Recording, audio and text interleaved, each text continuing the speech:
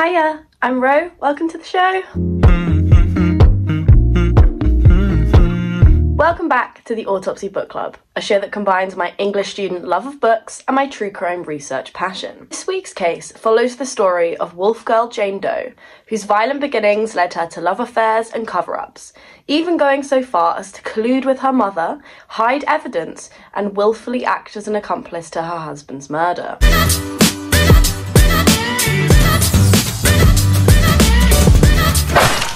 I will be using her autobiography, as written by Angela Carter, whose incredibly well-researched telling of Jane Doe's life is the reason I'm so excited to present this case to you today. She details Jane Doe's life up until her disappearance into rural France with her mother and lover after the death of her husband. We don't know much, if anything, after that, but up until that point, Carter does a great job of communicating Jane Doe's life and experiences. Interestingly, this case uses aliases for each of the men and women included, in an effort by the French and British authorities to conceal their identities from the public.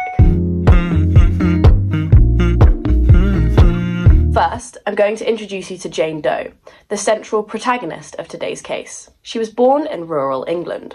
She was born to a close-knit and protective family. Her grandmother lived nearby when she was young, but unfortunately passes away during the events of this case. Jane Doe has been described as a free-spirited, adventurous, and intelligent young woman, which may have come from her mother, who spent her youth as a member of the armed forces in China and lived a modern feminist type of life. She reminded me, interestingly, of Alice, as presented in the 2016 film Alice Through the Looking Glass. Her relationship with her daughter was incredibly close, and Jane Doe's mother has been recorded in multiple sources as loving and protective. Army mums, am I right? The wolf is important in this story as his interactions with Jane inform her first sexual encounter, which in turn informs the future of her marriage and psychology. The Marquis is her first husband. Colloquially known as Bluebeard, he manages to seduce her with his wealth, connections, and ability to provide security post-First World War. She moves to Paris with him, but soon discovers his nature as a serial killer, responsible for killing his three previous wives. Finally, the pianist is Jane Doe's final romantic partner, which we know from Carter's biographical recordings. He was blind and a previous employee of the Marquis, which is where he met Jane. He earned our heroine's trust through alerting her of the danger her husband was placing her in, but we'll go into that in just a moment. First in the timeline, our protagonist is born and raised in rural England by her mother and grandmother. We don't know a great deal about her father, but her mother, as previously mentioned, was a member of the armed forces fighting in China and Nepal. One day, upon visiting her grandmother, Jane is confronted by a large and charismatic man who challenges her to a race. At this age, Jane is relatively naive and so agrees, owing the man a kiss if he arrives at her grandmother's house before her. Now, this would be seen as greatly concerning in the modern day, but we, as Carter does, can assume that he was a known figure in town, probably handsome but creepy, only coming back upon the man when she finds him in the scene of her grandmother's murder. In an increasingly strange turn of events, considering he has just taken the life of her beloved grandmother, Jane decides to sleep with him. This is doubted in some ways by Carter, however, it proves important in relation to her future romantic and sexual experiences, so its validity and truthfulness are ever so slightly irrelevant. Carter speculates on the truthful nature of his description. He is said to be wolf-like, hence his knowledge by the general public in association with this case as Wolf or the Wolf. Some assume supernatural elements based on this part of the story, and others interpret this more as an influenced description made by a victim under duress. After the animalistic sexual encounter, we don't hear much from Jane Doe for an extended period. Next we hear Jane and her mother have relocated to France, and Jane quickly becomes engaged to the Marquis, or Bluebeard as we know him. She is married and moved into his castle separate from her family after they meet at the opera and have a whirlwind romance. During this period, she becomes accustomed to the wealth and decadence that her new husband provides, and is eventually able to push down the doubts brought about by the evidence of his previous 3 wives and their possible grisly ends. After a worrying sexual encounter with her husband, he leaves for a business trip and asks his wife to hold on to his keys for safekeeping. Carter spends a great deal of time focused on this sexual encounter, as to her it symbolises women at the time, and as a feminist writer she puts great importance on this extract. His business has never been dug into in great detail. However, speculation has been made towards his involvement with the European mob dealing in property and weapons. However, this has never been confirmed. Upon his departure, Jane's curiosity gets the best of her, and she uses the single key she has been told not to use.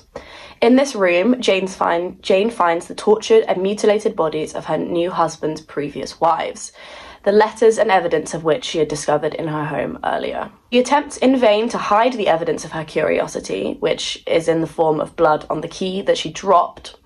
And her husband, however, when arriving home, immediately can tell that she's found out his secret serial killing hobby. This case is also known as the Bloody Chamber or the Wives in the Chamber.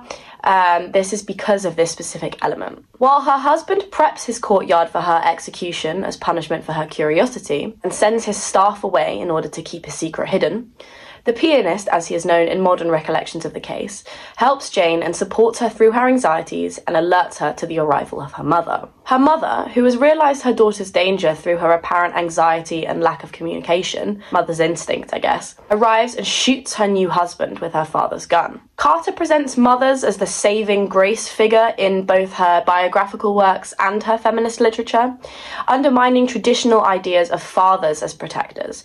This powerful femininity has made Jane and her mother cult figures in this type of biographical feminist literature. The three of them, Jane, her mother, and the pianist, manage to escape and vanish into rural France, where we don't hear from them again. The great fortune that Jane inherited from her late husband went into charity and into maintaining a very quiet and secluded life for the three of them. Femininity is presented in this case as something violent. Jane Doe's life follows her early crimes and then progresses into her equally violent marriage to the Marquis. Many critics present the idea that this is a raw form of femininity, where Jane Doe is no longer forced to hide her emotions in an effort to seem presentable to polite society. Her presentation as a wolf child further adds to the diagnosis of her femininity, as her animalistic nature has been viewed by critics as the true form of her feminine nature. This goes directly against the ideas presented by John Berger and Kenneth Clark, who describe the male gaze, which I'm referring to in this essay, and its impact on feminine identity.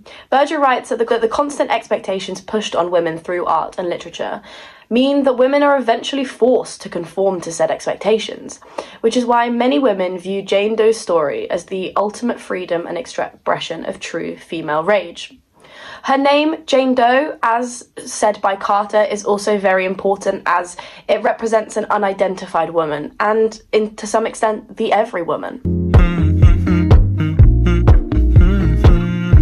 Thank you so much for coming to this week's book club. Overall, I've learned so much about femininity, the restraints and requirements of being a woman, and the way in which strong women are often equated to animals in order to subjugate them further, rather than be accepted.